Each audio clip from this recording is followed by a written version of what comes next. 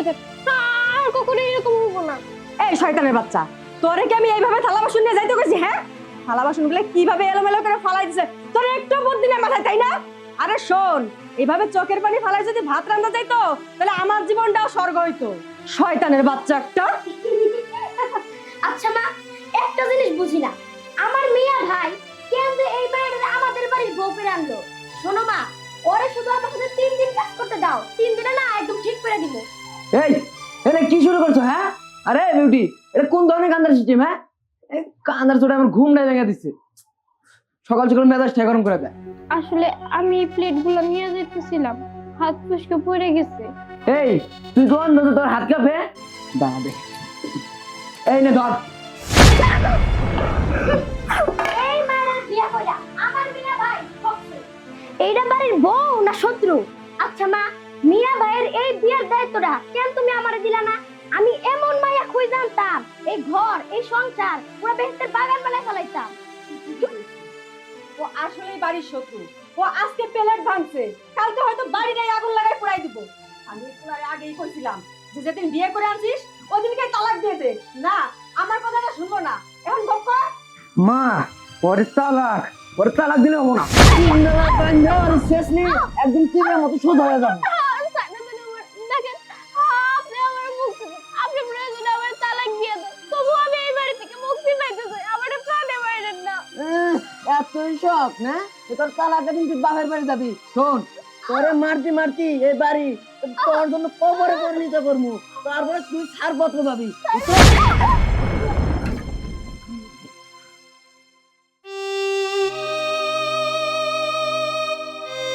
এই বাড়ির 3টা লোকই আমার অনেক জ্বালায়, আমারে মারধর করে।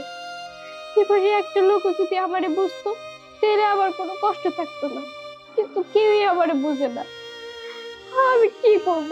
আমি আর এই বাড়িতে থাকতে পারতেছি না।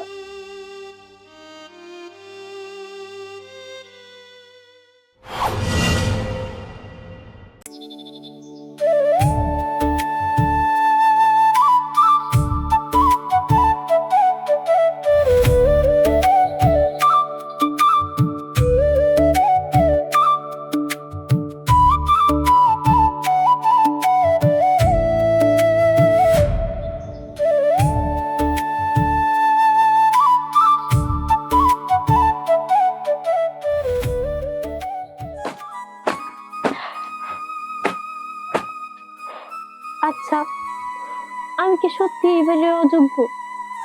আমার কি কোনো কাজে ঠিকঠাক হয় না? তারা যে সবসময় আমার সাথে এমন করে।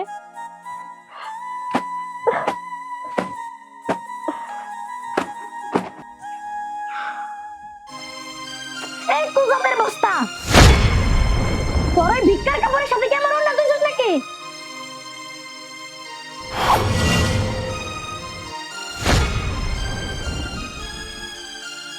আমি বুঝি না এটা পা, অন্য যদি তোর, আমার ভুল হয়ে গেছে, আর কখনো হবো না। কিছু কইলে খালি কয় ভুল হইছে ভুল হইছে। এই বাড়ি, এই রান্না বসাস নি কেন? বেলা কয়টা বাজে? সময় কি দেওস না? ওদিকে গরুর তো খাওন দেশ নাই। কি এমন কাম করস? একটা কাম করতে বেলা 12টা বেজে যায়।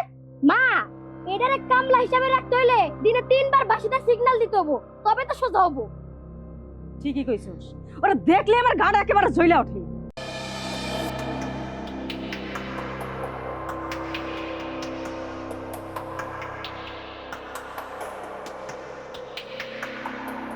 কিছু কইলে ড্যাব ড্যাব করে তাকায় থাকে, মুন্ডাই কয় জুতা খুলে একেবারে মা।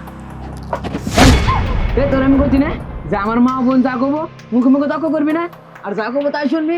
এই তুই কি চাস? হ্যাঁ, যে তোর তালাক দেই? আরে মিয়া ভাই, ও যা চায় আর তাই দিয়ে দাও না, ঝামেলা জমিলা একবারে শেষ। এই শুনে রাখ, তুই যদি ওরে চাস ওটা তুই বাসা থাকতে পারবো না। এই বাড়ি থেকে তুই জ্যান্ত যাইতে পারবি না, তোর লাশ বেরাবো।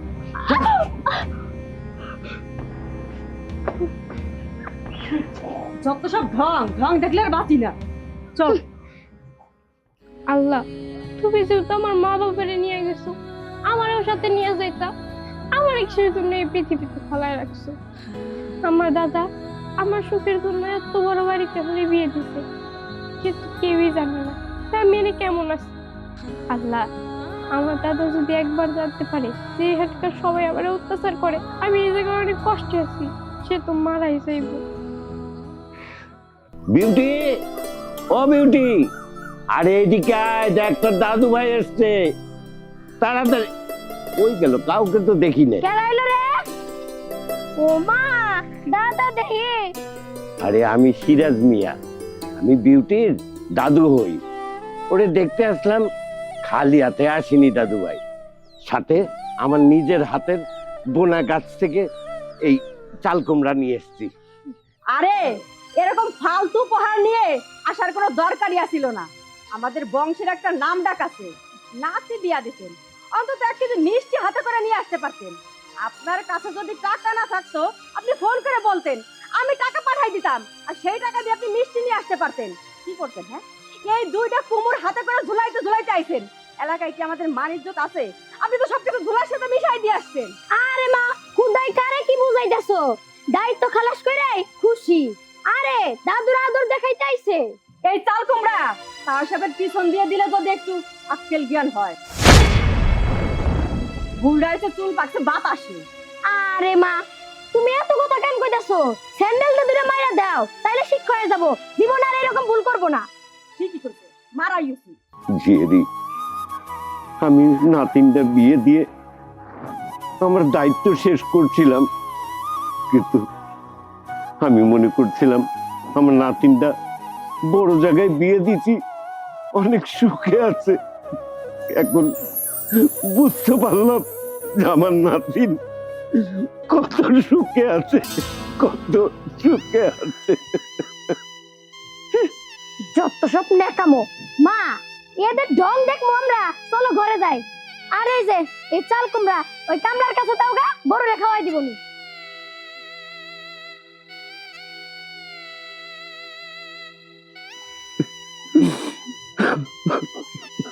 দাদু দাঁড়াও। কেন আইছো?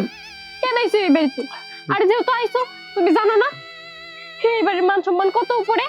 তাহলে কিসের জন্য গালি হাতে আইছো? এক কেজি মিষ্টি নিয়ে আসতে পারলা না? দাদু ভাই, আমি মিষ্টি আনিনি, একদিক থেকে ভালো হয়েছে। তুই যে কত সুখে না দুঃখে, এটা আমি জানতে পারতাম না যদি মিষ্টি আনতাম। আমি এখন বুঝতে পারছি যে তুই কত দুঃখে আছো। দাদু ভাই, আমার মনে হয় আমার জীবনে এইটাই সব থেকে বড় ভুল করে ফেলছি।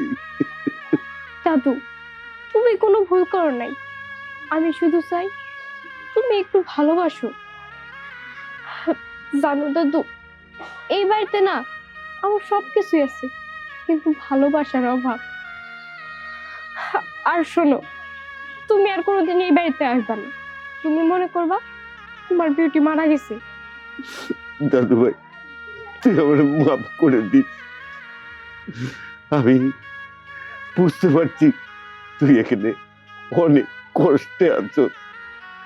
এক কাজ কর, তুই আমার সাথে চল, আমি তোকে যেভাবে হোক এই জানোয়ারদের হাত থেকে বাঁচাবো।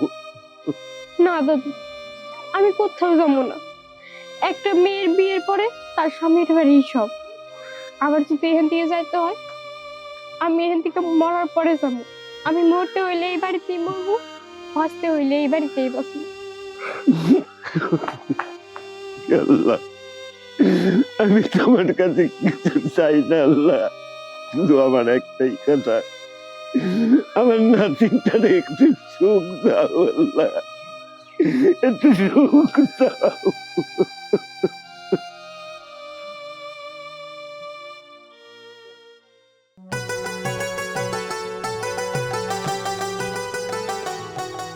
রানা ভাই, আমি আর পারতাছি না, আমার মাথার ভেতর খালি আগুন জ্বলতাছে। এই বিউটির মুখটা দেখলে আমার শুধু ঘৃণা লাগে। তোরে তো অনেক শান্ত মনের মানুষ ভাবতাম রে সোহেল। ওই মায়ের তো তুই পছন্দ করে বিয়ে করলি, তাইলে ওই মায়ের প্রতি এত রাগ কেন? ভাই, রাখতো তখনই উড়ে, তখন মায়ের কিছু কয়, কিছু কয় না, কিন্তু চোখে মুখে উত্তর দিয়া দেয়। ওরে চুপচাপ থাকাটা আমারে খাইতেছে, কিছু কওয়া যায় না, চোখ মুখ ভিজায় বয়ে থাকে। আর আমার টেপারে তো ফালিয়া রেখে দেয়। আর আমি আর কি করবো, চুপচাপ বসে বসে দেখি। তোর ঘরে কি হইতাছে সেটা তো তুই বুঝবি। যদি বেশি ঝামেলা মনে হয় তাহলে তালাক দিয়া দে। হ দিমু, তালাক দিয়ে দিমু। আমি আর ওরা আমার ঘরে চাই না। তালাক কই তার কয় সেকেন্ড লাগে রে ভাই, কিন্তু একটা মায়ের জীবন তো পুরাই শেষ। আমি কি কম শেষা যাইতেছি? হ্যাঁ, ঘরে ঢুকা যায় না, একটু শান্তিও নাই, খালি অশান্তি। আমি বিয়াটা কইরা একদম বন্দী হয়ে গেছি। আমি ওরা তালাক দিয়া আমার জীবন নতুন ভাবে শুরু করবো। আর এটা আমার শেষ কথা। তুই খালি একবার বিউটির তালাক দে, তারপরে বিউটির বিয়া করবো আমি। কারণ ওর রূপের আগুনে জুইলা পুরা ছায়া হয়ে যায় আমি প্রত্যেকটা দিন।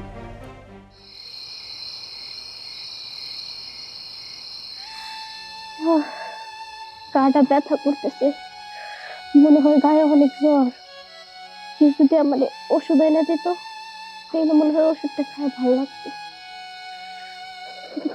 ওই অলক্ষী, ঘুমাইছস নাকি? বাবা বাবা, এদিকে দেখতেছি একবার রাজধানীর মতো শুয়ে আছে। এই, এইটা হইতাছে আমার ভাইয়ের ঘর, আর তুই হইতাছস আমগো কপালের গজব। এই, আর কতদিন উইয়া বেয়া খাবি? হ্যাঁ, আমি তো কিছু করি নাই, আমি তো চুপে থাকি সারাদিন। তোর এই ডে যদি চুপ থাকা হইতো তাহলে সোহেলের কেন তো অশান্তিতে রাখিস? হ্যাঁ, তোর মুখটা দেখলেই তো আমার শরীর জ্বলে। এটা বউ না বিষ? আমার ভাইয়ের তো তাবিজ করে রাখছে, যখন তারা তালাক দিব না তখন বোঝা যাবো তোর হুঙ্কার কি। তালাক দিলে আমি মরবো না, আল্লাহ বিচার করবো। মানুষ একদিন সব দেখবো, সব। কেডা বিচার করবো?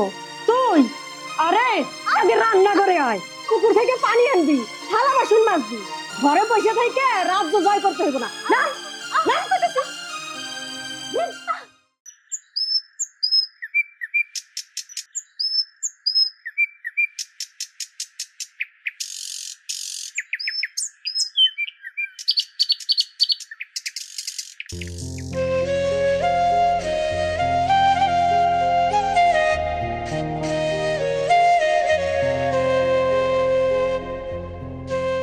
মা, তুমি থাকলে কেউ আমার কিছু বলতে পারতো না, কেউ আমার বাজে ভাষায় বকা দিতে পারতো না।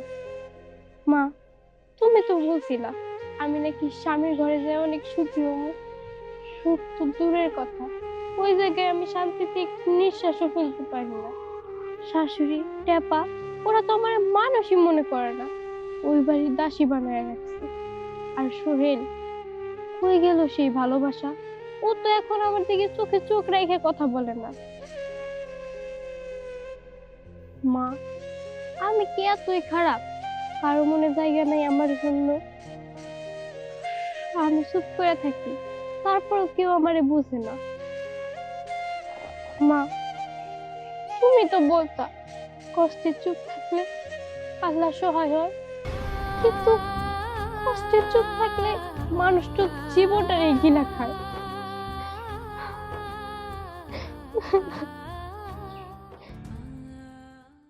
বিউটি, এ বিউটি, বিউটি, বুঝলাম না এরা সকাল সকাল কই থাকে?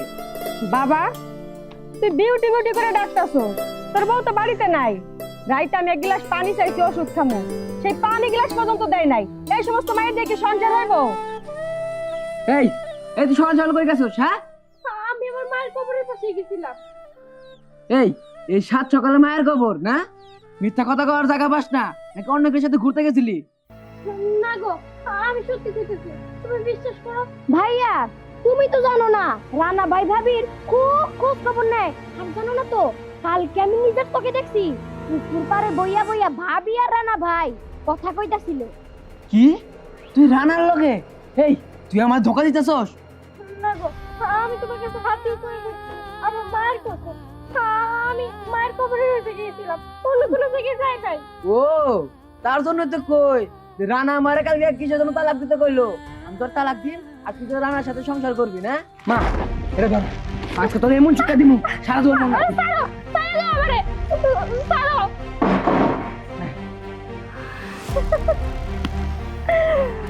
ওই,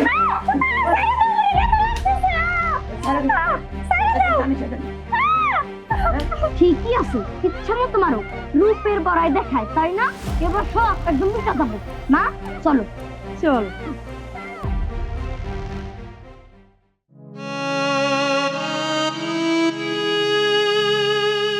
বিউটি, ওই বিউটি, বিউটি, এই বিউটি, তুই এইখানে? আর আমি তোর সেই কখন দিয়ে ডাকতাছি, দেখো দিনের বেলায় চাইছে ঘুম পারতাছে। ওই রাইতে কি ঘুমাস নাই? বিউটি ভাবি, এই বিউটি ভাবি, এই আমার কানের দুলটা কই? ভাবি, কি ব্যাপার? এমন ভাব ধরতাছে মনে হয় কিছু জানে না। এই ভাবি, আমার কানের দুল কই? না,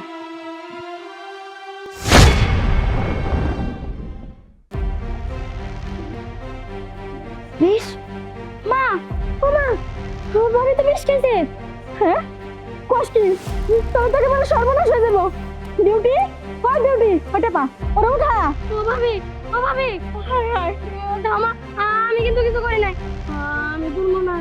মা কি হয়েছে?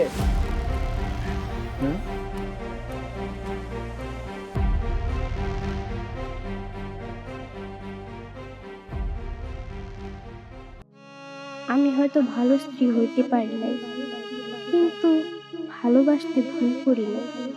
যাকে ভালোবেসে জীবন শুরু করছিলাম, সে যদি আজ আমার চোখের সামনে পর করে, তাহলে বেঁচে থেকে কি লাভ?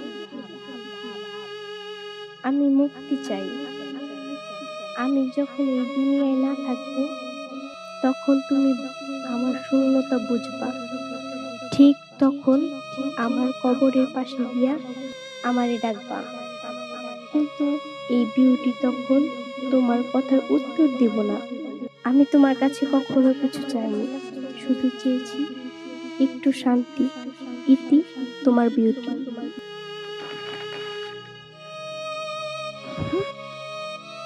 বিউটি, ও বিউটি, বিউটি, বিউটি তুমি কথা কও বিউটি, বিউটি, বিউটি।